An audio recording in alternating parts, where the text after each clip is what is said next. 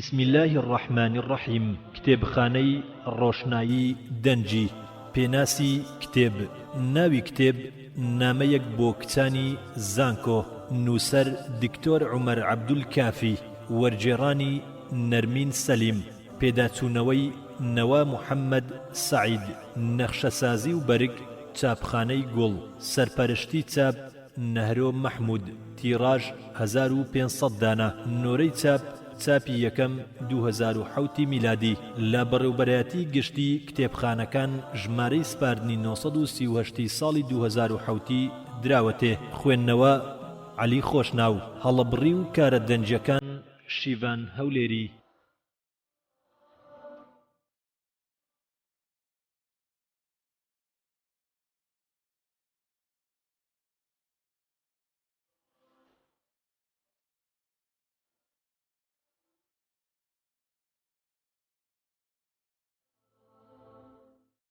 بناوي خواي جورو مهربان لاپەڕا 3. إن الحمد لله نحمده ونستعينه ونستغفره ونعوذ بالله من شرور أنفسنا وسيئات أعمالنا من يهد الله فلا مضل له ومن يضلل فلا هادي له وأشهد أن لا إله إلا الله وحده لا شريك له وأشهد أن محمدا عبده ورسوله أما بعد.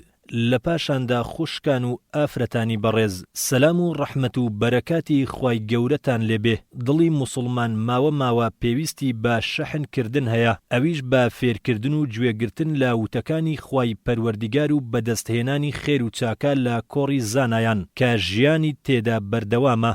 قوتابی موسڵمان لە ڕاستیدا نامەوێ قسەیەکتان بۆ بکەم کە تەنها بۆ نمونە بێت و پەیڕەو نەکرێ، بەڵکو دەبێت نمونە بهێننەوە تا بگەین بەم نمونانە.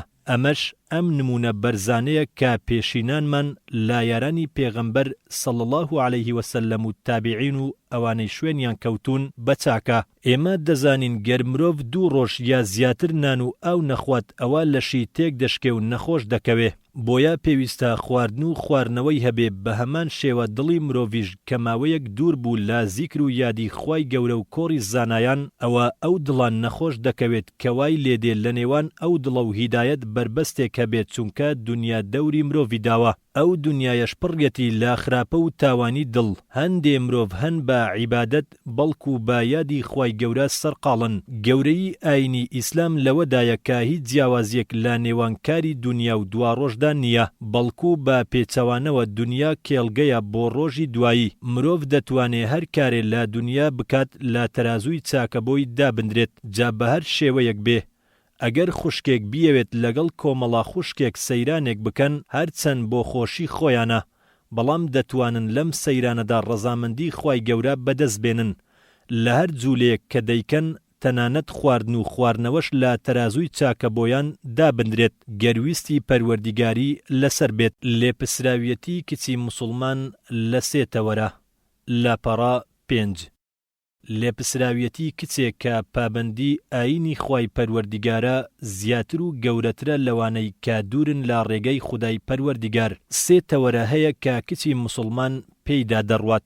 تەوەرەی یەکەم تەوەرەی زانکۆ، تەوەرەی دووەم تەوەرەی ئەو ماڵی کە لێی هاتووە، تەوەرەی سێیەم تەوەرەی ئەو کۆمەڵگایەی کە تێیدا دەژی. ئافرەتی موسڵمان لە هەموو ئەو تەوەرانەدا لە ژێر وردبینی گەورەدایە کە کاری بچووکی لێ گەورە دەکرێ. لە شەقامدا دەڵێن ئەو کچە مولتەزیمە لە فڵانە زانکۆیە، بەڵام بەداخەوە بە دەنجی بەرز پێدەکەنێ. بەڵام کچێک کە پانتۆڵ و جلی کورد دەپۆشێت کە بە دەنجی بەرز پێدەکەنێ کەسێک عیبی لێ ناگرێت. بەڵام دەنجی بەرز بۆ کچی پابند بە دینی خوا بە عیب دادەندرێ. پێکەنینی بەرز و ڕەفتارێکی دیاریکراو لە کەسێک قبول دەکرێت، بەڵام لەو قبول ناکرێت. تەوەرەی یەکەم لە زانکۆ. لاپەڕا 7. تۆ پابندبوونت بە پۆشاکی شەرعی باڵاپۆش، پابندبوونت بە فەرمانەکانی خوای پەروەردیگار، پابندبوونت بە ئادابی گشتی و ئەو بە هاوڕێز و بنەمایانەی کە ئیسلام هێناویەتی و ئەو دابوونەریتانەی پێچەوانەی دینی خوانیە تۆ نوێنەرایەتی ئیسلام دەکەیت. هەر جوولەیەکی خراپ کە لە کچی باڵاپۆش و پابند بە ئیسلام دەردەسێت یەکسەر لەسەر ئیسلام حیساب دەکرێت. ڕەنگە دایک و باوک تەمەڵی بکەن لە ناردنی کچەکانیان بۆ زانکۆ.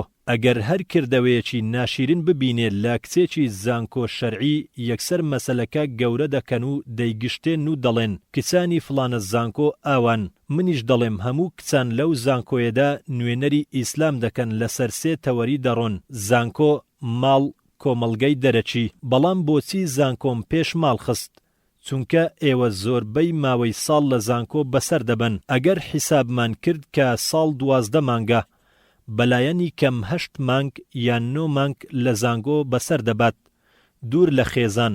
بۆیە یەکەم جار تەرکیزمان لەسەر زانکۆ کرد پێش ئەوەی بچینەوە بۆ ماڵ، ببینین مافمان لە ماڵ چییە، ئەو ئەرکانە چین کە پێویستە بەجێی بگێنین، چ بۆ زانکۆ یاخود ماڵ یان ئەو کۆمەڵگایەی تێیدا دەژین. ئەگەر بچینە هەر زانکۆیەک کۆمەڵک کچ دەبینین کە لە دەوری مێزدا دانیشتون، بۆ نمونە 10 کچ، 8 یان 9 جلی شەرعیان پۆشیوە، دەبینین دوانەکەی تر وازیان لە فەرمانەکانی خوای گەورە هێناوە. یەکەم شت کە بە خەیاڵمان دابێ ئەوەیە کە لەوانەیە ئەو کچە موسڵمان نەبێت، بۆیە ئەرچی حیجابی لەسەر فەرز نەکراوە. بەڵام کاتێک بۆم دەردەکەوێت کە بانجی دەکەن بە فاتیمە یان خەدیجە یان زەینەب یاخود ئەسما، دەزاندرێ ئەوانە موسڵمانن. بەڵام هەروەک زۆربەی کچان کە پابەند نین بە فەرمانی خوای گەورە کە حیجاب ناکەن، بە خوای گەورە دەڵێ مەسەلەی نوێژم لە قورئانی پیرۆز بەدڵە بۆیە نوێژ دەکەم، مەسەلەی زەکات و ڕۆژ و حەجم بەدڵە بۆیە زەکات دەدەم و ڕۆژوو دەگرم و حەج دەکەم، بەڵام حیجابم بەدڵ نییە بۆیە ڕەتی دەکەمەوە و نایپۆشم. هەروەک بابە گەورەیان ئیبلیسی شەیطان کردی کاتێک گوتی کە الله سبحانه وتعالى لە سوورەتی الأعراف ئاەتی 12 دەفەرموێ: قال أنا خير منه خلقتني من نار وخلقته من طين. واتە من لە ئادەم باشترم، منت لە ئاگر وەدیهێناوە و ئادەمیشت لە قوڕ وەدیهێناوە.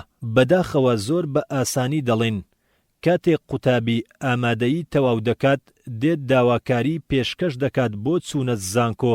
بەڕێوبەرایەتی زانکۆ و کۆلێژ کۆمەڵێک داواکاری دەدەنێ، بە قوتابی دەڵێن تۆ لەسەرتە بڕێک پارەی دیاریکراو بدەی، قوتابیەکەش ڕازی دەبێت. چەند بابەتێک هەیە بۆ خوێندن، قوتابی بەمانیش ڕازی دەبێت. پێی دەڵێن 2 وەرزی خوێندن هەیە، یەکەمیان لە فلانە ڕۆژ دەست پێ دەکات و لە فلانە مێژوو کۆتایی دێ. ئەو کاتە زانکۆ مەنهەج و مادە و مۆڵەت وەرگرتنی بۆ دیاریکردن هەر قوتابیەک لە بەرنامەی کردداری ئاگادار دەکرێت. ئەگەر لاوانەکانی غیاب بێت بەو شێوەیە سزا دەدرێت دەردەکرێت. قوتابی ئەمانە هەموو قبول دەکات، بۆیە لەو زانکۆیە یا لەو کۆلێژە وەردەگیرێت. بەڵام قوتابیەک بێ و بڵێ ئەو مادەیەم بەدڵە و ئەو مادەیەم بەدڵ نییە، ئەو کاتە بەڕێوبەرایەتی کۆلێژ پێی دەڵێن بڕۆ بۆ شوێنێکی تر، بە باوکت زانکۆ و پەیمانگایەکت بۆ بدۆزێتەوە کە بەو ڕێگەیە تۆ دەتەوێت تێیدا بخوێنیت، چونکە ئێمە ئەو قوتابیەمان ناوێت کە هەر مادەیەکی خوێندن ڕەت دەکەنەوە. ئەمە ئەگەر لە کۆلێژ بێت، ئەی ئەوەی کە خوای گەورە بە چەند فەرمانێکی دیاریکرا و داوا لە کچان و ئافرەتانمان دەکات، ئەوانیش هەندێکی قبول دەکەن و هەندێکی ڕەت دەکەنەوە. لە بەڕێوبەرایەتی قوتابخانە یان زانکۆ هەموو مەرجێکمان قبول کرد، بەڵام بەداخەوە لە فەرمانەکانی خوای گەورە هەروەک بڵین ئەو فەرمانە قبوڵە، ئەو فەرمانە قبول نییە. قەناعەتم بەو ئەرکەیە، بەڵام قەناعەتم بەو ئەرکەیان نییە. هەتا هەندێک لە خوشکان و کچان کاتێک کە داوایان لێ دەکەین حیجاب بپۆشن کە فەرمانی خوای گەورەیە دەڵێ کاتێک حیجاب دەپۆشم کە خوای گەورە فەرمان بدات لەگەڵ ئەوەش دەزانێ و دێوێ. ئەوە لە بیرخۆی دەباتەوە کە 15 سەدەیە خوای گەورە فەرمانی کردووە بە پۆشینی حیجاب کە الله سبحانه وتعالى لە سوورەتی الأحزاب ئاەتی 59 دەفەرموێ: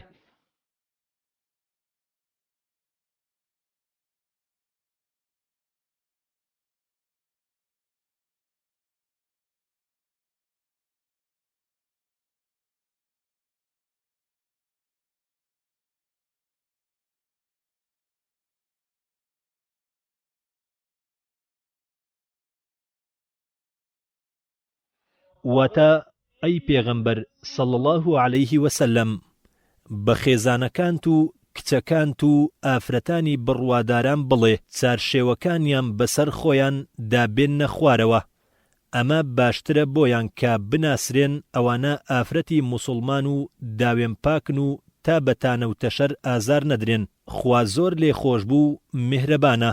بۆیە ئەم مەسەلەیە لە سەرەتای ڕەفتاری قوتابی پابەند بە فەرمانەکانی خوای پەروەردیگار گرینگە. قوتابی دێت دوور لە ماڵەوە هیچ پارێزگارێکی نییە لە دوای خوای گەورە، تەنها ئاین و خۆڕەوشتی نەبێت. ئەو کاتە دەبینین کە قوتابی موسڵمان نوێژ ناکات، کە دەبینین نوێژ ناکات بە خۆمان دەڵێن لەوانەیە ئەو قوتابیە موسڵمان نەبێت، کەچی دوایی دەردەکەوێ قوتابیەکی موسڵمانە. ئەلیف کەواتە پێویستە نوێژ بکات. بەڵام قوتابی موسڵمان بێ و بڵێ من باوەڕم بە نوێژە، بەڵام تەمەڵم لە کردنی ئێمەش دەڵێن تەمەڵی لە نوێشکردن کاتێک دەبێت لە کاتەکان بۆ نمونە لە ساتێکدا ڕۆژێک، بەڵام قوتابی 2 ساڵ یا 3 ساڵ نوێژ نەکات. ئینجا بڵێ لەبەر تەمەڵیە نوێژ ناکەم. ئەو مرۆڤە لە نوێژ دابڕاوە. پاشان ئەو کچە بڕوای بە ئاینی خوای گەورە نییە کە ئەمری پێکردووە، ئەوەتە ناتوانێت لە زانکۆ نیو ساڵ غایب بێ، واتە 6 مانگ. ئەگینا یەکسەر لە زانکۆ دەردەکرێ، ناتوانێت 3 مانگ لەسەر یەک لە زانکۆ داببڕێت، دیسان دەردەکرێت. بەڵام موسڵمان با پیا و ئافرەت لە نوێژ ساڵێک و 2 ساڵ زیاتر داببڕێت، بڵێ لەبەر تەمەڵیە ئەمەیان بە تەواوی لە نوێژ دابڕاوە.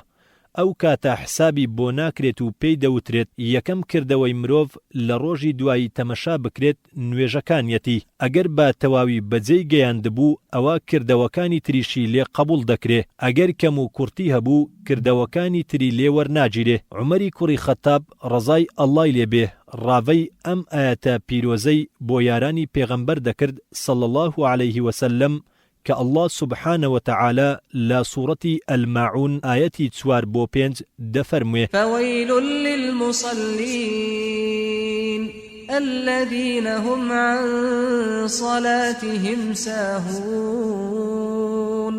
دي فرمو الساهی غافل لە نوێژ ئەو کەسەیە کە نوێژەکانی درەنگ دەخات بەبێ بیان و بەبێ پێویستی، ئەوەتە نوێژی نیوەڕۆ لەگەڵ نوێژی عەسر دەکات، عەسر لەگەڵ مەغریب دەکات. کاتێک ئیمامی عومەر ڕەزای ئەڵڵای لێبێ ئەمەی بۆ هاوڵەکان ڕوونکردەوە کە هاوار و واوەیلا بۆ ئەمانەیە، هاوڵان ترسان جا پرسیاریان کرد ئەی ئەمیری ئیمانداران، ئەمە حاڵی ئەو کەسەیە کە نوێژ دەکات و دەڵێ ئەو ئازارە چاوەڕێی دەکات، ئەی حاڵی ئەو کەسە چییە کە نوێژ ناکات؟ ئیمامی عومەر گوتی من باسی موسڵمانانتان بۆ دەکەم، ئەو موسڵمانەی کە نوێژی بەڕێک و پێچی ناکات بەڵام نوێژ نەکرد ئەوە خوا پەنامان بدات. مەسەلەیەکی فیقهی.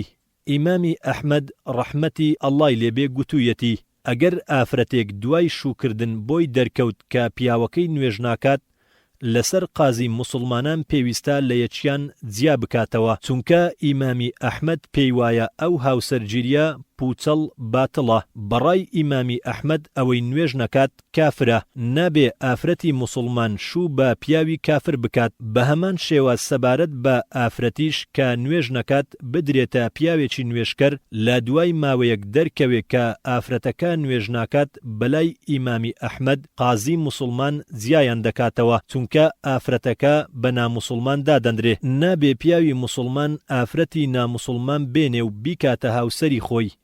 ئەمە سەرەتای ڕێگای موسڵمانە، واتە یەکەم هەنگاوە کە موسڵمان لە سەرەتای ڕێگا دەیبڕێ کە پابەند بێت بە فەرمانەکانی خوای گەورە بێ.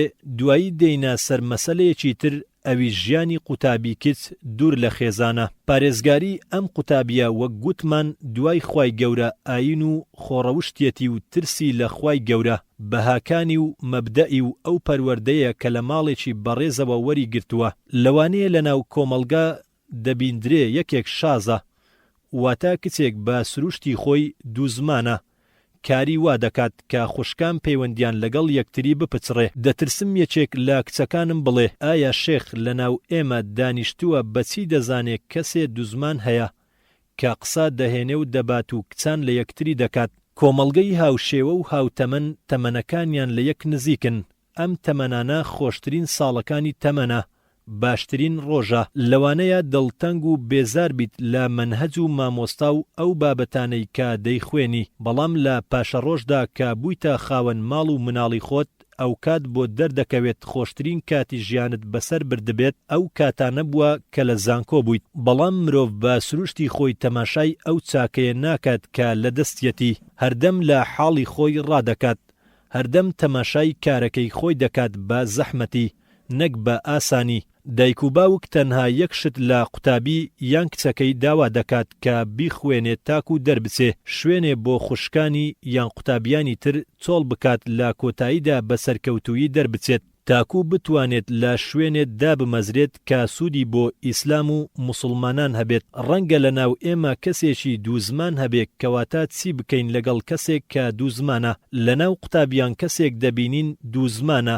هەر لەگەڵ ئەوەی کە گوێبیستی هەواڵێک دەبێ دەگاتە قوتابیەکانی تر خێرا هەواڵەکە وەک ئاژانسی دەنگ و باس بڵاو دەکاتەوە و بە زیادەوە چۆن دووزمانی لە کۆمەلگای زانکۆ کۆتایی پێدێنین دووزمانی لە گوناهە گەورەکانە هەروەها باسکردنی خەڵکی بە خراپ غەیبەت ئەمەش لە گوناهە گەورەکانە تاوانی زۆر گەورە هەن کە مرۆڤ دەیکات لەوانە غەیبەتکردن کە هەموو ڕۆژێک ئەو تاوانە ئەنجام دەدرێت بۆ نمونە لە غەیبەتکردن دەڵێم فڵانە کەس وای گوت ئەوی تر دەڵێ کامە من نایناسم ئەویش وەڵام دەداتەوە و دەڵێ ئەوەی بەژنی یەک بستە ئەمە گوناهی گەورەیە یاخود دەڵێ ئەو کەسەی لوتی هێندە گەورەیە کە دەم و چاوی داگرتووە ئەمە گوناهی گەورەیە زانایان دەربارەی ئەم باسکردنە دەڵێن غەیبەتکردن ئەوەیە کە باسی براکەت یا خوشکەکەت بکەیت بەو شێوەیەی کە ئەو پێی ناخۆشە گوتیان ئەی پێغەمبەری خوا ئەگەر ئەوەی لە براکەمان هەبوو مەبەستیان هەر عیبێک بێ بیڵێن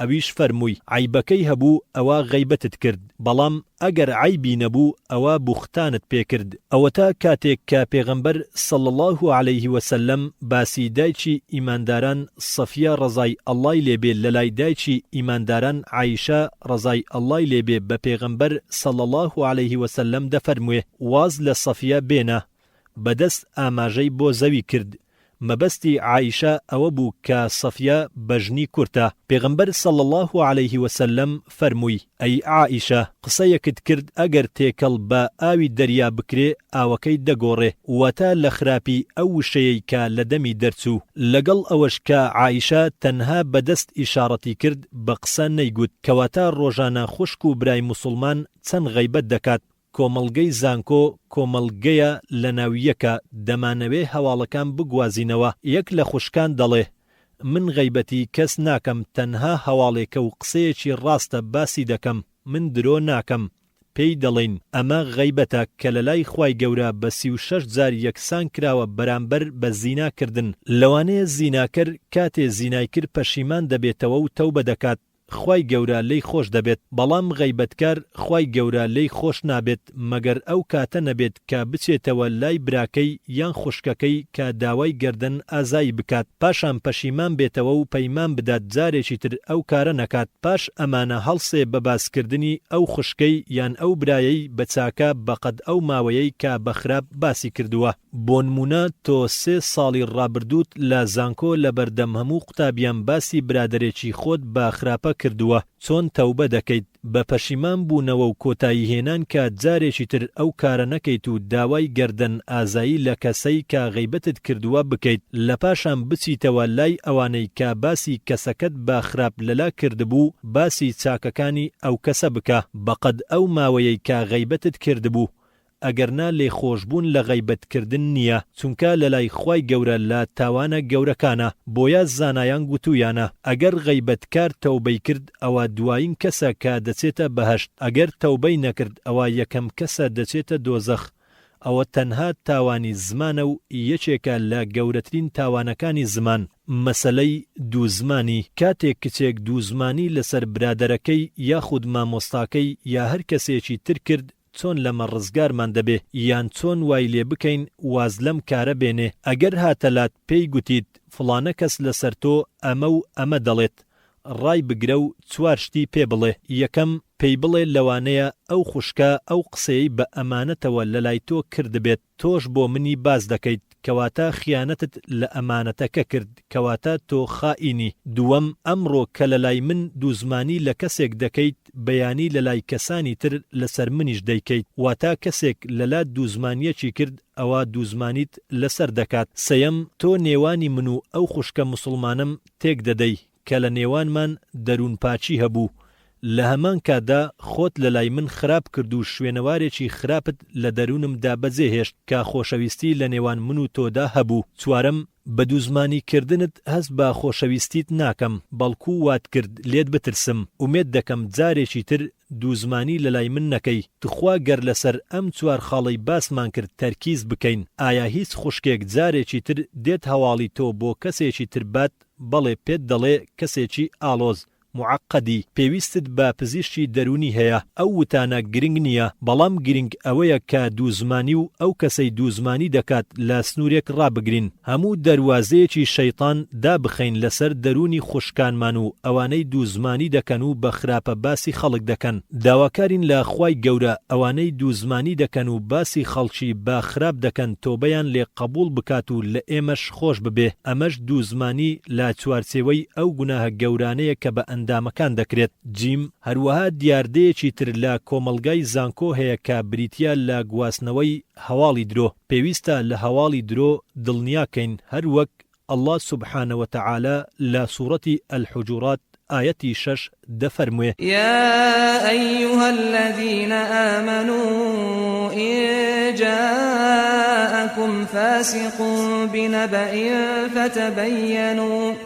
فتبينوا أن تصيبوا قوما بجهالة فتصبحوا على ما فعلتم نادمين.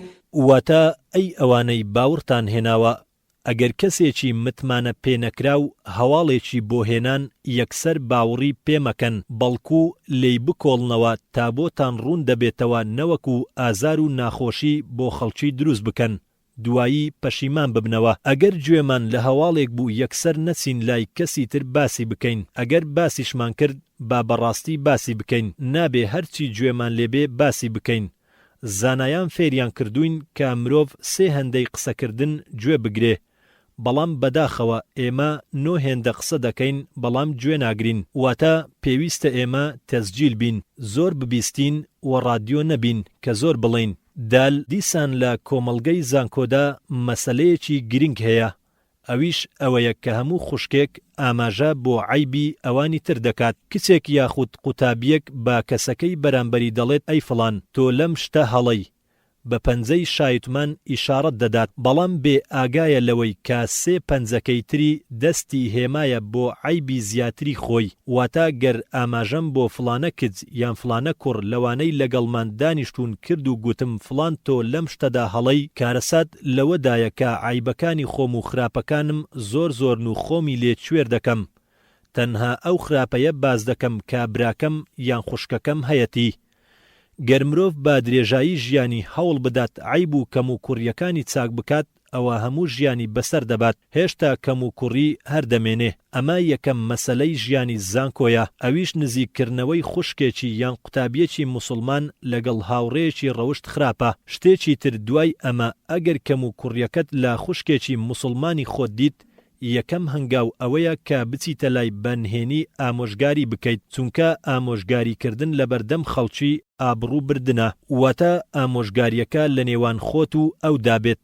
ئەگەر قبوڵی نەکرد ئەوە داوا لە قوتابیەکی تر بکە کە ناوبانجی هەبێت، لە زیرەکی و چاچی و تێگەیشتووی و نەرمونیانی خۆشەویست بێت لە لای قوتابیان بچێت ئامۆژگاری ئەو خوشکە بکات. ئەگەر ئامۆژگاری ئەویشی وەرنەگرت، ئەوە مەسەلەکە بە مامۆستاکەت بڵێ کە جێگەی متمانە بێت و دەربارەی کێشەکە ڕاوێژی پێ بکە کە ئامۆژگاری بکات. ئەگەر هەر چاک نەبوو نەهاتە سەرڕێگەی ڕاست، ئەوە تۆ هاوڕێیان و قوتابیان ئاگادار بکەرەوە کە هاوڕێتی ئەو قوتابیە نەکەن. ئەمەش ناوزڕانی ئەو خوشکە نییە و ناچێتە لایەنی غەیبەتەوە، لە لای خوای گەورەش بە غەیبەت نانووسرێت. بزانە تۆ نە پێغەمبەرێکی لە پێغەمبەران نە زانایەکی لە زانایان. ئەگەر ئەو کەم و کوڕی و عیبی هەبێ تۆش کۆمەڵێک کەم و کوڕیت هەیە. بەڵام مرۆڤ هەردەم تەرکیز لەسەر کەم و کوڕی کەسانی تر دەکات و کەم و کوڕی خۆی لە یاد دەکات. ئەمەش مەسەلەیەکی گرنگە.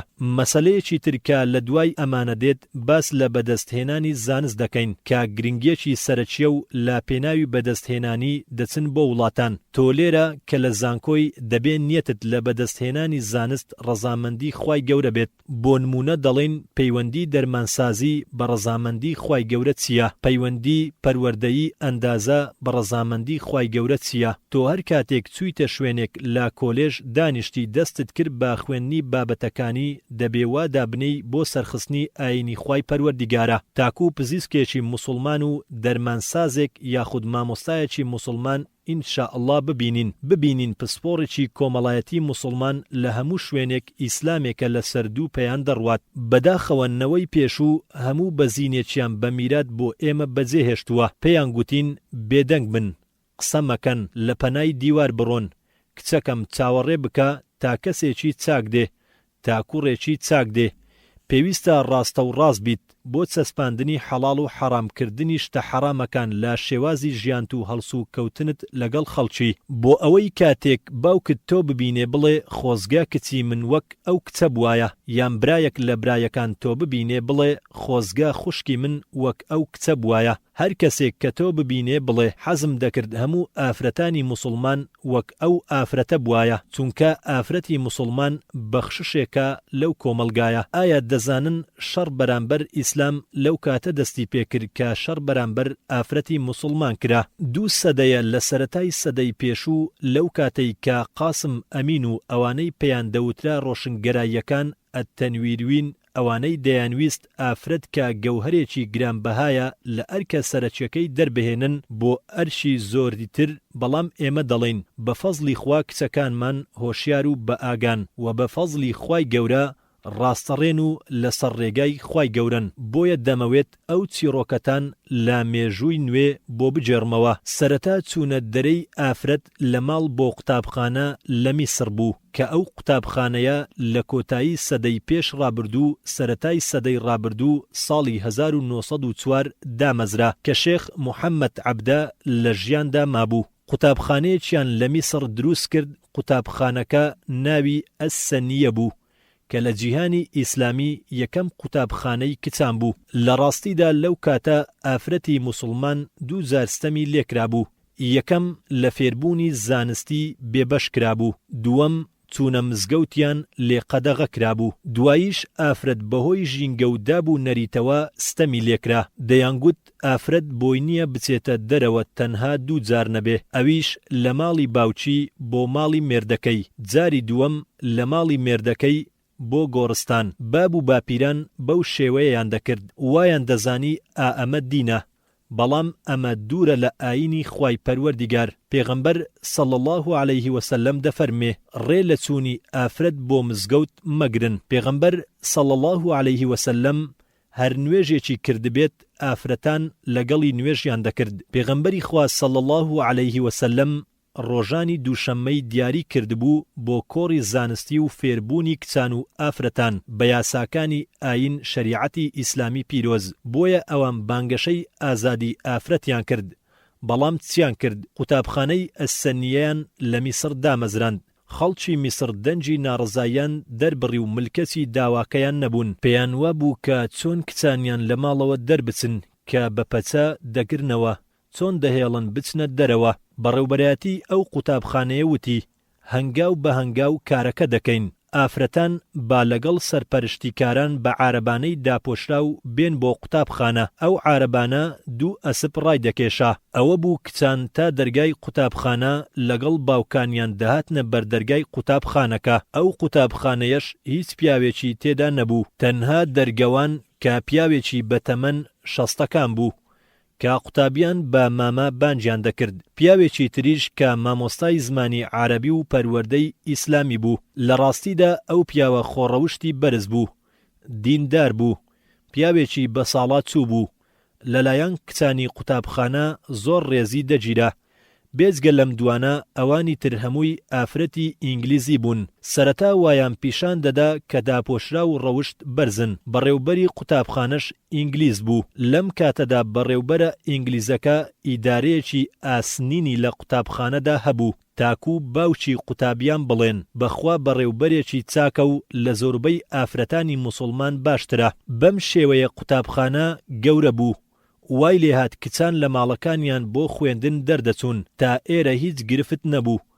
کاتێک قوتابخانەکە گەورەکرا نهۆمی دووەم و سێمی بۆ زیادکرا قوتابیان بە پەیژە دەچوونە هۆڵی خوێندن. ئەو کاتیش قوتابیان پۆشاکی درێژیان دەپۆشی. قوتابیەک قاچی کەوتە سەر پۆشاکی قوتابیەکەی پێشخۆی. قوتابیەکە لەسەر پەیژەکە کەوت. بەڕێوبەری قوتابخانە ناردی بە شوێن قوتابیەکە تاکو جارێکی تر تووشی ئەمە نەبێت داوای لێکرد کاجلەکەی 5 سم کورد بکاتەوە تەمەشای هەنگاوەکانی شەیطان بکەن. 5 سم پاشان چیتر. ئەو کات ئەو جۆرە پێنووسە قەڵەمجاف نەبوو کە ئێستا ئێمە بەکاری دێنین، بەڵکو شوشەی مەرەکەب لەگەڵ پەڕەی باڵندەیان بەکاردەهێنا. قوتابیان لە کاتی نووسین قۆڵی جلەکانیان پیس دەبوو چونکە سەر قۆڵیان درێژ بوو. بۆیە بەڕێوبەری قوتابخانە نەرمونیان و بە ئەدەب نامەی بۆ باوکی قوتابیان نارد بۆ ئەوەی قوتابیان پۆشاکیان پیس نەبێ 2 سم لە جلەکانیان کورد بکەنەوە. لێرەدا باوکان لە ماڵەکانیان دەیان گوت سوبحان الله، ئافرەتێکی ئینگلیز پارێزگاری لە بەهاکان و بنەماکانمان دەکات. داوا دەکات کە تەنها 2 سم کورد بکەینەوە. کاتێک قوتابیانی کچ دەچوونە ناو قوتابخانە پەچەیان لە دەم و چاویان لا دەدا. لێرەدا باس لە مەسەلەی پێچە ناکەم ئایا فەرزە یان نا، چونکە ئێمە لە کۆڕی فقهی نین. قوتابیان پێچەکانیان لە سەروی برۆ دەهاتە خوارێ. ئینگلیز و ئەوروپی با شێوەیەکی گشتی پشویان درێژە و لە بەجێبەجێکردنی پیلانەکانیان. بەڵام ئێمە با پێچەوانەی ئەوانین پشیمان کورتە. با باوکی قوتابیان دەڵێن خۆزگا قوتابیان لەچکەکانیان کەمێک بۆ سەرەوە ببەن تاکو بتوانن تەختەڕەش ببینن. لە کاتی نووسین ئەم بانگەوازەیان لە ساڵی 1903 بەردەوام بوو. من لە شەستەکان لە کۆلێژ بووم. پۆشاکی قوتابی کچی میسری هەمووی 5 سم بوو. ئەمە هەمووی ڕێچکەی شەیطان بوو. لە شەستەکان جلێکی مۆدە باو بوو کە پێیان دەگوت مینی جیب کە تەنورەیەک بوو 5 سم لە سەروی چۆکەوە بوو. بێگومان کچان لە ئێمە باشتر دەزانن کە پسپۆڕی پۆشاکن. جا شەیطان سەرەتا بەم جۆرە و شێوەیە هاتە ناو کۆمەلگا. پاش ئەمە لە سەردەمی ئێستا لە ڕێگەی تەلەڤیزیۆنەوە چی دەکرێ؟ لەوە زیاتر هەندێ لە باوکان کچانیان لەگەڵ کوڕان بەجێ دەهێڵن لە کەناڵێکی دیاری کراو بۆ ئەوەی ئەو کوڕە لەگەڵ کچەکە 24 کاتژمێر بەیەکەوە بن، کامیڕاش لەسەریانەوە بێت. وا دیارە ئەو باوکە گۆشتی بەراز دەخوات، بۆیە هیچ غیرەتێکی نییە. کچان بە فەزلی خوای گەورە دێنە زانکۆ بۆ بەدەستهێنانی زانست. هیچ لەمانە فرێوی نادات هەتا ئەو کچەی کە تووشی بەڵای گوێگرتنی گۆرانی بوو گۆرانی خراپ زۆر بە سانایی پێی دەڵێن هەنگاو بە هەنگاو زیاتر گوێ لە قورئانی پیرۆز بگرە و بیخوێنە، هەتا ئەگەر پەڕەیەک بێت پاشان دوای 2 هەفتە بیکە بە 2 پەڕە، پاشان دوای 2 مانگ 3 پەڕە، لە پاشان لە جیاتی بە دەقیقا گوێگرتن لە قورئان بیکە بە نیو کاتژمێر. ئەو کاتەش دراوە نوێیەکە دراوە خراپ و کۆنەکە لا دەبات. وات لێ دەکات کە گوێگرتنت بۆ قورئانی پیرۆز لا خۆشەویست بێت. با فەزلی خوای گەورە لەو بەڵایە ڕزگارت دەبێت. ئەویش خۆشەویستی گوێگرتن لە گۆرانی کە تەنها گوناه و سەرپێچی خوای لە دوا دێت. داواکارم لە خوای گەورە لە هەموو لایەک خۆش بێت و خۆمان بپارێزین لە گۆرانی و شتی ناشەرعی، ئەو گۆرانیانەی کە بە بەژنوباڵی ئافرەت و مۆسیقا و گۆرانی ناشەرعین. هەمومان خاوەن شەڕەف و ناموسین، بۆیە ئەوانەی کە گۆرانی دەڵێن باسی ناموسی ئێمە دەکەن، باسی شوێنە هەستیارەکانی ئافرەت دەکەن. بۆیە پێویستە ئافرەتی موسڵمان و کچانی زانکۆ کە وشیار و تێگەیشتون خۆیان بپارێزن. تەوەرەی دووەم لە ماڵدا لاپەڕا 35. تەوەرەی یەکەم تەوەرەی زانکۆ بوو، تەوەرەی دووەمیش لە ماڵەوەیە. ماڵ بریتیە لە دایک و باوک و منداڵ. دایک و باوک حەقی بەهشتیان هەیە، ئەوەی ڕەزامەندی دایک و باوک بەدەست بێنێ و چاکەیان لەگەڵ بکات هەرچەند کاری خراپ بکات ناچێتە دۆزەخ. بە پێچەوانەوەش ئەوەی دایک و باوک لە خۆی ڕازی نەکات و دڵیان بڕەنجێنێ هەرچەند کاری چاک بکات پەنا بەخوا جێگای دۆزەخە. لەگەڵ دایک و باوکانتان چاک بن تا منداڵەکانتان لەگەڵ ئێوە چاک بن. پێغەمبەری خۆشەویست صلی الله علیه وسلم دەفەرموێ هەر کەسێک بە شێوازێکی ناشیرن و خۆبەزل زانین و باسوکایەتی تەماشای دایک و باوکی بکات ئەوە فریشتەکانی عەرشی خوای گەورە دەگرن لە نەوەک ترسی تووڕەبوونی خوای پەروەردیگار بکەوێت. کچ لە ماڵ دەرمانی ساڕێشکەرە چونکە هاوڕێیە لەگەڵ باوک و دایک و خوشک و برای. ئەوەی جێی سەرسوڕمانە کچ ئەوەندەی لەگەڵ هاوڕێکەی ڕاستگۆیە لەگەڵ خوشتی خۆی لە ماڵ ئاوا نابێت. ئەمەش کارێکی سەرسوڕهێنەرە. لە یەکێک دەپرسن براکەت خۆش دەوێت یان هاوڕێکەت؟ ئەویش لە وەڵامدا دەڵێ براکەم خۆش دەوێت. ئەگەر هاوڕێم بێ تۆش خوشکی خۆت خۆش دەوێت لەگەڵ هاوڕێتی کردنی. بە هەمان شێوەش لەگەڵ براکەت بەم جۆرە بوونی کچ لە ماڵ ڕەحمەتە و سوکنایی و دڵنەواییە بۆ ئەندامانی ماڵەکەت. بەڵام سەرپێچی دایک و باوک لە کاتێکدا دەکرێت ئەگەر سەرپێچی فەرمانەکانی خوای گەورە بوو. تەوەرەی سێم لە کۆمەڵگای دەرەوە. لاپەڕا 37. تەوەرەی سێم لە کۆمەڵگای دەرەوەیە. دەمانەوێ ماڵ ببێتە وێنەیەکی ڕوون و ئاشکرای ئیسلام کە ئەو کاتە هەموو کۆمەڵگا ڕێزی بگرێ و شانازی پێوە بکات. دوای باسکردنی ئەم تەوەرانە بە خێرایی کچە بە ڕێزەکەم دەپرسین بۆ چ ڕێگەیەک دەچی. لێرەدا خاڵێکی گرنگ هەیە.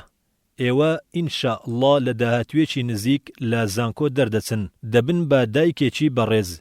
ئێوەی هاوسەری چاک ئێوە لەسەر ڕاستەڕێی خوای پەروەردیگارن. جا چۆن خۆمان پەروەردە بکەین بۆ ئەوەی پێکەوە گەورە و بچووک خەمی ئیسلام هەڵگرین. دەڵێم هەر کچێک لە ئێوە لەگەڵ خوشکێک یا دوان هاوڕێن کۆمەڵێک پێک دێنن. ئەم کۆمەڵە دەست بە بەرنامەیەکی ئاسان دەکات کە ئەویش ئەوەیە هەر یەک لە ئێوە ڕۆژانە 3 ئایەت لە قورئانی پیرۆز لەبەر بکات لە لای خوشکەکەی بیڵێتەوە. بۆ ڕۆژی دوایی دەبێت بە 6 ئایەت. لە کۆتایی هەفتە دەبێت بە 21 ئایەت. لە کۆتایی مانگ دەبێتە 90 ئایەت. بە یارمەتی خوای گەورە لە کۆتایی ساڵ دەبێت بە 1000 ئایەت.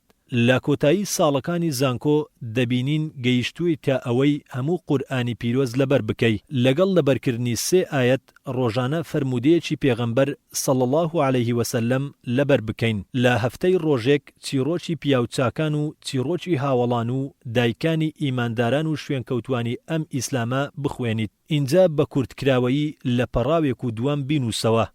لە یەکێ لە ڕۆژانی هەفتە لە ماوەی نیو کاتژمێردا لە نێوان مەغریب و عیشا یا بەر لە نووستن لەگەڵ خوشکەکانت دابنیشی. ئەوەی خوێندوتە بۆیان بجێڕەوە بەمەش ئاستی ڕۆشنبیریتان زیاد دەبێت. بۆ ئێوە دەبێتە توێشوێک بۆ داهاتوتان کە دەبنە دایکێکی چاک.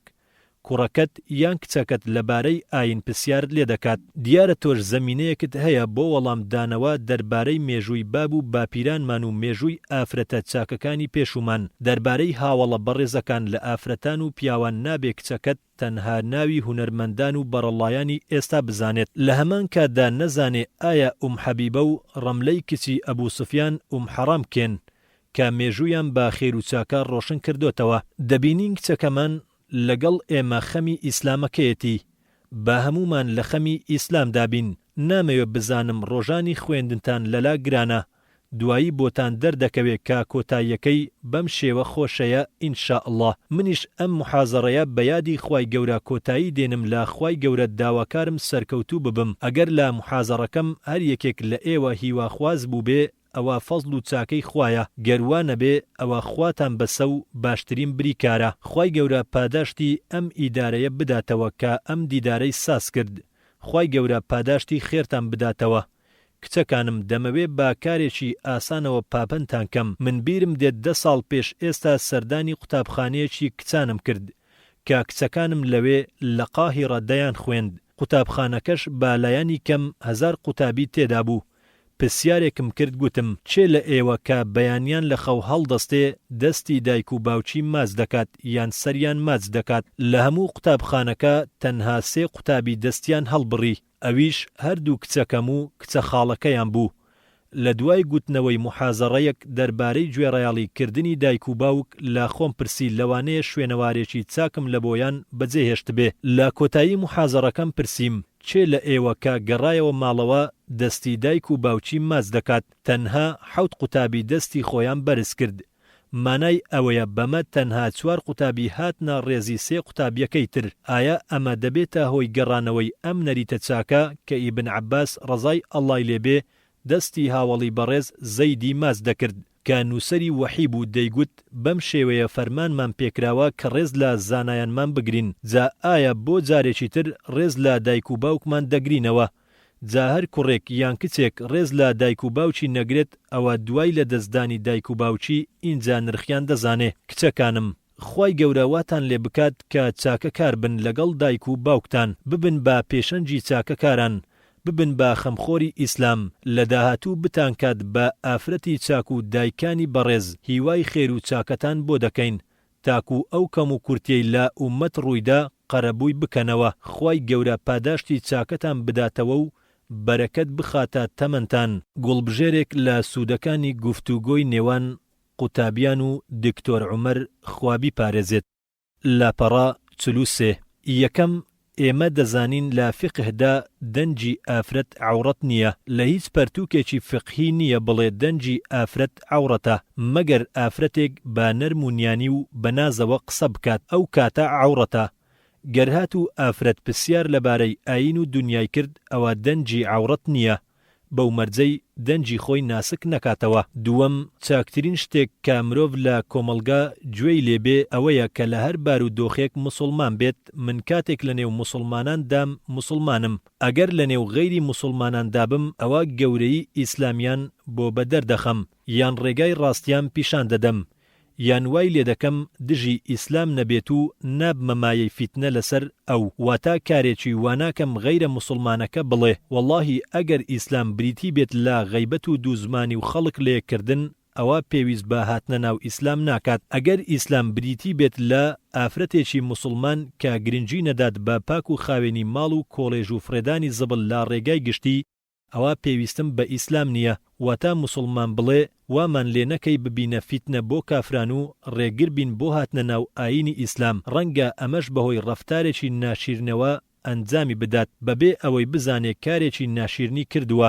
ناموسڵمان هەردەم چاودێری موسڵمان دەکات لە شێواز و هەڵسوکەوت و ڕەفتاری. لەو کاتەدا دەبێت ڕەفتارمان بانکەوازکردنی ئاینی ئیسلام بێت و دامەزراوی بێت لەسەر مەسەلەی حەڵاڵ بە حەڵاڵی دەزانم و حەرامیش بە حەرام. بۆ سەرخستنی دینی ئیسلام دەبێ ئاوا بکەین. سەیەم، حیجابی ئافرەت چۆن دەبێت و چۆن لە جلوبەرجی خۆمان ڕازی دەبین. باشترین شتێک کە بتوانم بەهۆیەوە وەسفی حیجابی ئافرەت بکەم ئەوەیە کە زانایان بە 8 مەرج ڕوونیان کردوتەوە کە ئەمانن: عەبا و پێچە، حیجابەکە لەش دەرنەخات، تەنک نەبێ، خودی حیجابەکە ڕازاوە نەبێت، فراوان بێ، شێوەی لە پۆشاچی پیاوان نەچێ، هەروەها شێوەی لە جلوبەرجی کافرانیش نەچێ. لەگەڵ ئەو مەرجانەی گوتمان ئەو عەبایەی دەیپۆشین و ئەو حیجابە شەرعیە کە دەیپۆشین چ بەداپۆشینی دەموچاو بێت لەگەڵ هەبوونی خلاف یان بەدەرخستنی دەموچاو، ئەمە ئەو حیجابەیە کە خوای گەورە فەرمانی پێکردووە. بۆیە پێویستە خوشکانی بەڕێزمان دوورکەونەوە لەم هەموو پۆشاکە ناشەرعیانەی ئەمڕۆ کە پانتۆر یا تەنورە یا هەر شتێکی تر بەکاردێ بۆ ئەوەی خۆیان هەرزان فرۆش نەکەن بەرامبەر گورگەکان. خوای پەروەردیگار سەرکەوتو و سەرفراستان بکات بە حیجاب و باڵاپۆشی خۆتان و کچەکانتان. چوارەم، بۆ شەو نوێژ چۆن ڕێنماییمان دەکەیت؟ من دەزانم ئێوە چەند ماندوون لە خوێندنی مەنهەجی زانکۆ و درێژی ڕۆژانی خوێندن کە بە ماندوویەتیەوە بە درێژایی شەو دەخەون. دەتوانم بڵێم نوێژکردنتان پێکەوە و بە کۆمەڵ لەو شوێنەی تێیدان نوێژی عیشا و نوێژی بەیانی، هەر کەسێ نوێژی عیشا و بەیانی بە کۆمەڵ بکات وەک ئەوە وایە هەموو شەوەکە شەو نوێژی کردووە. با کچ نوێژی بە کۆمەڵ بەکەم نەزانێت کە نەیکات. نەڵێ نوێژی بە کۆمەڵ تەنها بۆ پیاوانە، نوێژی بە کۆمەڵ بۆ ئافرەت و پیاوە بە یەکسانی. جا کچێک لە نێوانتان ڕادەوەستێ و پێش نوێژیتان بۆ دەکات لەبەر ئەوەی نوێژی بە کۆمەڵ خێرەکەی بەرامبەر بە 27 نوێژی فەرزە کە بە تەنیایی بیکەی. تۆ نوێژی عیشا بە کۆمەڵ دەکەی، دوایی 2 ڕکعات سوننەت دەکەی. دوای هەڵدەستی پێشنوێژی بەیانی 2 ڕکعات سونەت دەکەی، ئەمە یەکسانە بەرامبەر باکردنی شەو نوێژ ئینشاءالله. پێنجەم، هەندێک لە قورئانی پیرۆزم لەبەر کرد، دوایی بیرم چۆتەوە ئایا گونەهبار دەبم؟ ئەوەی لە لەبیرچوونەوەی قورئانی پیرۆز دەتپارێزێ کەمکردنەوەی گوناه و گوێنەگرتن لە گۆرانی خراپ و دانەنیشتن لە کۆڕی غەیبەتکردن و قسەی بێسوود.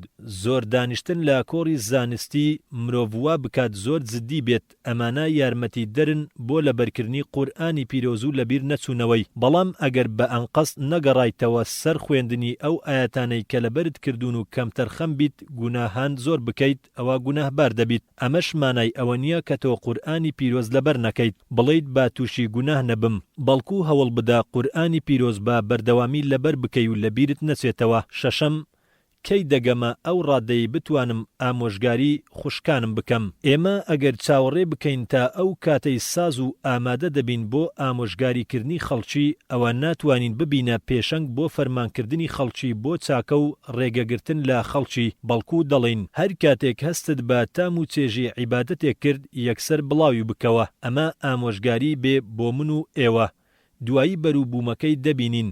بەڵام بڵین با چاوەڕوان بین تا ئەو کاتە شیاو دەبین بۆ بڵاوکردنەوە بەمە نابێت. من ئەگەر گوێم لا وشەیەکی چاک بێت لە ڕادیۆ و تەلەڤیزیۆن و ڕۆژنامە یان لە کتێبێک یان زانیاریەک لە مامۆستایەک کاتێک بڵاوی دەکەمەوە، ئەوە خێر و چاکەیە بۆ من، چونکە الدال على خير كفاعلی، واتە ئەو کەسەی ڕێنیشاندەری خێر و چاکەیە وەک ئەو کەسە وایە کا خێر و چاکە دەکات. والله ئەعلەم. حوتەم، ئاینی ئیسلام داوامان لێ دەکات کە گوێڕێیاڵی دایک و باوک بین. ئەی ئەگەر دایک لەگەڵ کچەکەی خراپ بوو، ئێوە ڕاتان چییە؟ لەوانەیە گرێکی دیاریکراو یان کێشەیەک یان شتێک هەبێ وا لە دایک بکات زیاد لە پێویست لە کچەکەی بترسێ. لەو کاتەدا پێویستە لەسەر کچەکەی گوێڕێیاڵی دایکی بکات هەرچەند خراپ بێ، هەروەک پێغەمبەر صلی الله عليه وسلم لە وەڵامی پیاوێکدا کە پرسی ئەی پێغەمبەری خوا، ئایا هەر چاکەیەکیان لەگەڵدا بکرێ ئەگەر ستەمیشی لێ بکات؟ ئەمیش فەرمووی، 3 جار فەرمووی ئەگەر ستەمیشیان لێ کرد لەگەڵ دایک و باوکتان چاکە کار بن، منداڵەکانتان لەگەڵتان چاکە کار دەبن. کەواتە پێویستە ئارام بگرین و ڕقمان بخۆینەوە گەر دایک فەرمانی شتێکی پێکردین کە لەگەڵ عەقڵ نەدەگونجا، تەنها ئەوەمان لەسەرە کە چاکەیان لەگەڵدا بکەین، ئەگەرچی ئەوان بەرامبەرمان خراپ بووبن. ئەمەش لە تەرازووی چاکەکان دەنووسرێ ئینشاءالله، بەو مەرجەی فەرمانیکاری ناشەرعی و سەرپێچی ئەڵڵامان لێ نەکەن. ئەو کاتە سەرپێچی فەرمانەکانیان دەکرێت و سەرپێچی فەرمانی خوای گەورە ناکرێ. هەشتەم، ئەگەر قوتابیەک لە خوشکێکی خۆی پرسی سیفەتی دکتۆرێکی بۆ بکات، ئێوە قسەتان چییە بۆ ئەو کەسەی کە وەسفی دکتۆر دەکات؟ ئەگەر مەبەستی بۆ چاکە بێ وەک ئەوەی وەسفی ڕەفتار و کاری و شێوازی وتنەوەی وانە، بەمە گوناهبار نابێ، چونکە مەبەستی خێر و چاکەیە بۆ خوێندن لەلای و گوێگرتن لەوانەکەی. مادام لە بۆ خێر و چاکە بێ هیچ شتێکی خراپی لێ شک نابم. نۆیەم، گفتوگۆکردنی گەنجان لە ڕێگەی ئەنتەرنێتەوە با دەربارەی بابەتی ئیسلامی بێ حکمی چۆنە. ئەگەر شەیطان و نەوەی شەیطان بیان ویست بە ئەوەی ئەنتەرنێت دەیکات ئەوان بیان کردبە، ئەوە دەستەوستان دەوەستان. هیچ پێویست ناکات بچیتە شوێنی قەدەغەکراو بۆ بڵاوکردنەوەی شتی حەڵاڵ. پێویستە هۆیەکە دروست بێ، چونکە تۆ ئەرکباری و بەرپرسیاری لە بڵاوکردنەوەی ئاینی ئیسلام لەو شوێنەی تێیدا دەژیت لە خێزانەکەت. بەڵام چوونە ناو ئینتەرنێت لە ژوورێکی داخراو یان کراوە لەگەڵ کەسێک قسە بکەی، دوای ماوەیەک لێکدابڕان لە ڕێگەی ئینتەرنێت بچێتەوە لای پێی بڵێ وەزعت چۆنە، چەند کیلۆ لە کێشت کەم کردیتەوە، ئەمانە ناگونجێ. خۆ ئەگەر ئەو کەسەی داوای یەکێک بکات بۆ مەبەستی هاوسەرگیری، نابێ بەتەنها لە ڕێگەی تەلەفۆن قسەی لەگەڵ بکات، چونکە بێگانەیە. مەگەر دوای مارەکردن نەبێت چجای ئەوەی من قسە لەگەڵ یەکێک بکەم لە ئەمریکا یان کەنەدا یان هەر شوێنێکی تر، واز لەو جۆرە گفت و گۆیانە بێنن. خوای گەورە بەرەکەت دارتان بکات. دەیەم، چۆن کورتکردنەوەی پۆشاک لە پێنسم گەیشتە ئەو شێوە خراپەی ئێستا کە هەیە. کێشە لێرەدا ئەوەیە کە شەیطان کارەکانی خۆی هەنگاو بە هەنگاو دەکات.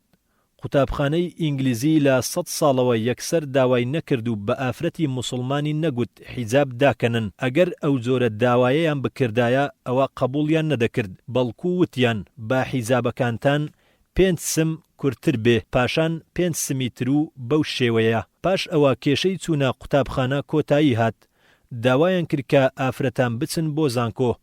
ئەمەش بەلای جیهانی ئیسلامی شتێکی نامۆ بوو. ئەم کارە بەناردنی 4 ئافرەت بۆ زانکۆ دەستی پێکرد. یەکێک لەوانە سەرنووسەری یەک لە گۆڤارەکان بوو، خۆی باز دەکات و دەڵێت من لە تاقیکردنەوەی بڕوانامەی لسنس بووم. چوومە لای مامۆستا ئینگلیزەکە کە مامۆستایەکی میسری لەگەڵ بوو. مامۆستا بیانیەکە لی پرسییم ڕاد دەربارەی خۆشەویستی چییە؟ وەلێ مامۆستا میسریەکە ڕەنجی سوور هەڵگەڕا و هۆڵی تاقیکردنەوەی بەجێهێشت. مامۆستا بیانیەکە پێی گوتبوو وازی لێبێنە قسە بکە. ئافرەتەکە لە یادداشتنامەکەی دەڵێ بە ئاسانی ئەم مەسەلەیەم باس کرد.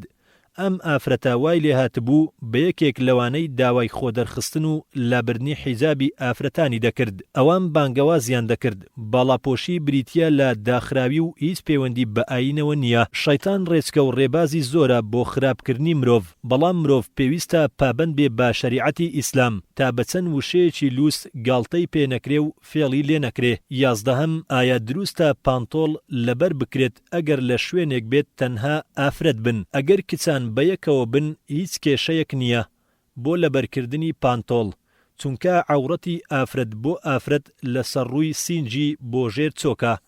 ئەگەر ئەو ڕێی پێدرابێ ئەوە لەبەرکردنی پانتۆڵ جائیزە. ئەگەر کۆمەڵێک خوشک لەگەڵ یەک بن ئەوە جائیزە هەر کامیان پانتۆڵی لەبەر بێ. بەڵام ئەمە بەڵگەنیە بۆ ئەو ئافرەتانەی ئەمڕۆ لە کولیە و زانکۆکان پانتۆڕیان لەبەرە. ئەمە سەرپێچی فەرمانی خوای پەروەردیگارە و پێغەمبەر صلی الله عليه وسلم ئەوانە بە خراپترین ئافرەت وەسف دەکا. شەڕ النساء المتبرجات ئەو متخەیلات هن المنافقات. ئەوانەی کە بەلەنجەولار دەڕۆن و خۆیان بادەدەن و زلشی تەنک و تەسک لەبەر دەکەن، پێغەمبەری خوا با خراپترین ئافرەت وەسفی کردوون و ئەم پۆشاکە شکاتێک کە لەبەردەکەن لەناو کۆمەڵێک ئافرەت دەبێ ئاگاداری خۆیان بن لە ڕێی مۆبایلەوە وێنەیان نەگیرێ و بڵاو بکرێتەوە، بۆیە ئەو کاتەش دەچێتە بابی ناشەرعی. خوای گەورە پەنامان بدات سەرکەوت و سەرفراز بۆ خوشکانی بەڕێزمان بە هیوای ژیانێکی ئاسوودە لە دنیا و دواڕۆژ. لە دوعای خێرتان بێبەشمان مەکەن. والسلام عليكم ورحمة الله وبركاته.